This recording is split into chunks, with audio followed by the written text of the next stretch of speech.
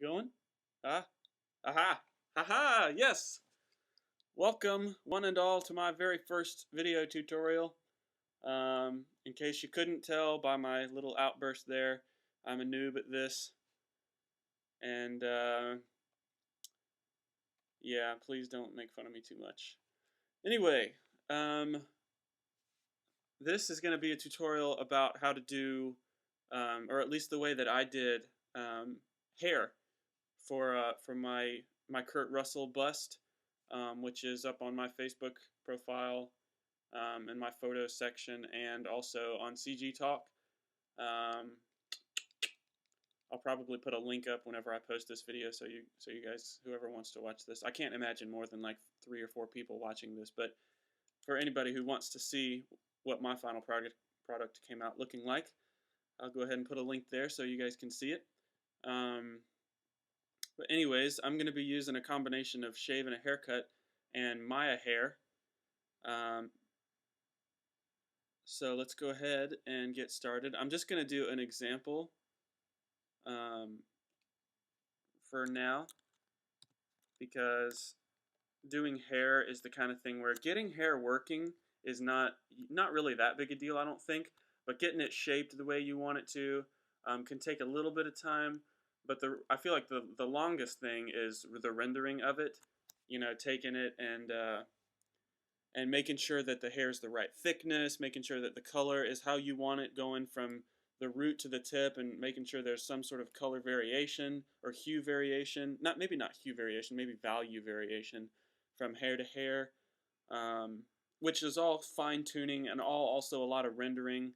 It can be really time consuming because rendering hair can sometimes, depending on your render settings, can sometimes take a long time. So I'm not going to get into any of that. I'm just going to be going through the process of creating the hair. So I'm going to go ahead and get started. I'm just going to do it on a sphere, which I have masterfully created right here, right at the center of the world. We'll go ahead and turn that grid off. So for creating shave and a haircut hair, we go up here to shave. Well, we highlight the object that we want. We go up to shave, create new hair, and what do we want? Let's go with the brunette. Voila.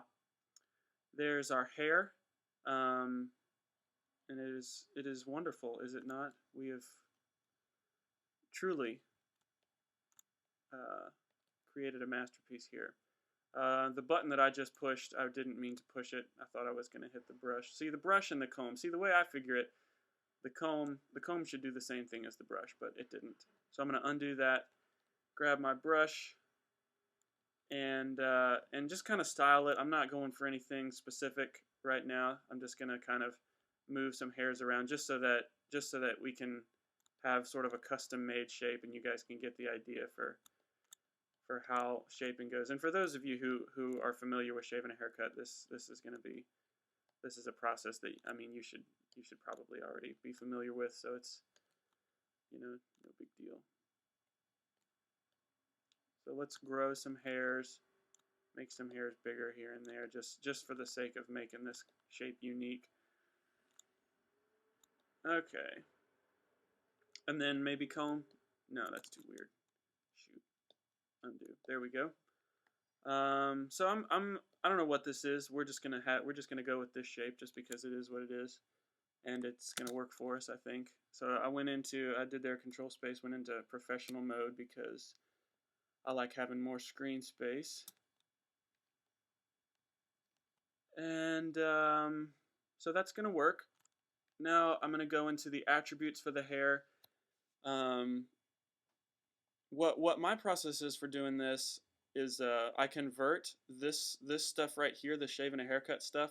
I convert it to NURBS curves, and there's a couple of different ways you could go about doing it. The command for it is up here in Edit Current, and then you go to Convert, and then you can do the guides to the curves. The guide hairs are the highlighted hairs here.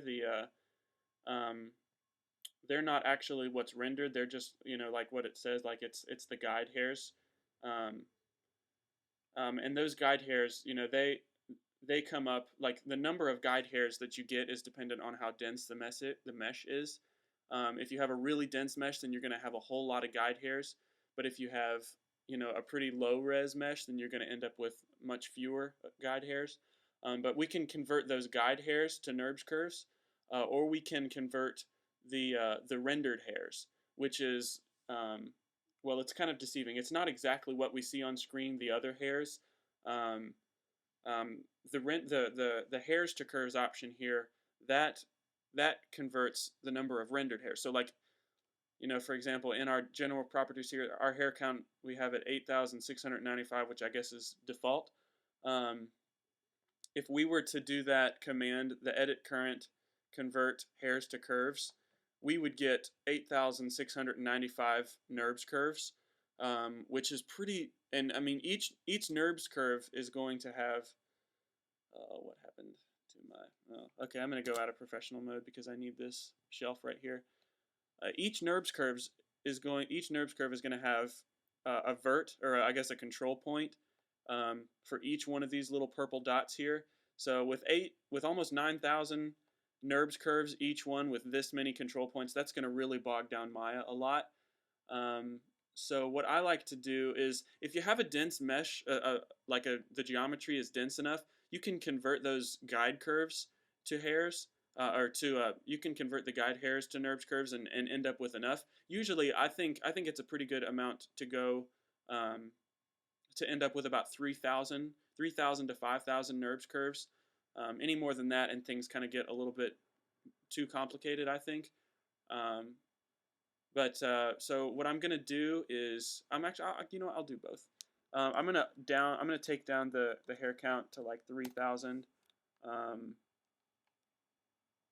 bring the hair segments down. Is that no hair segments? I want to leave up at 10.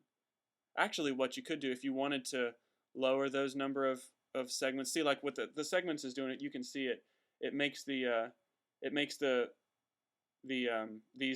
hairs, not the guide hairs, but the actual hairs. I guess it's just the displayed hairs. It makes them more, what's the word I'm looking for? Faceted, I guess.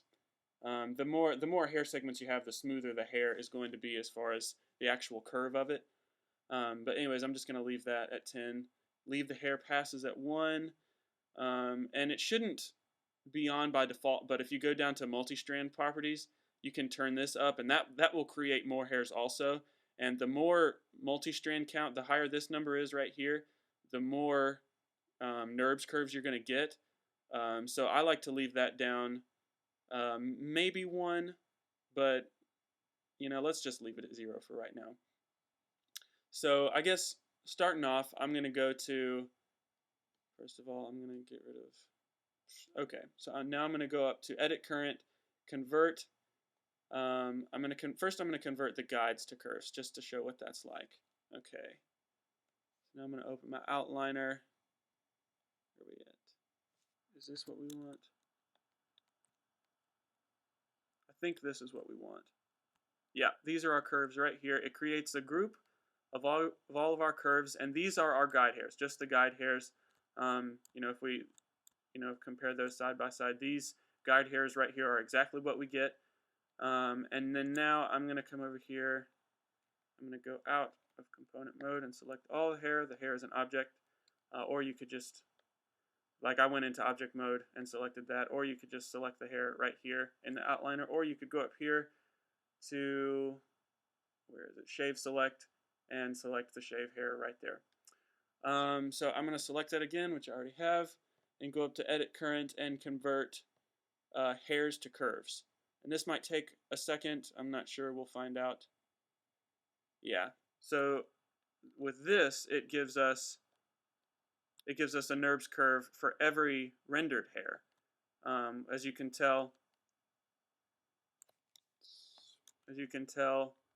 we get a whole lot more rendered hairs here than we did guide hairs. It just depends on I guess what you want to do and how much you want to make Maya struggle.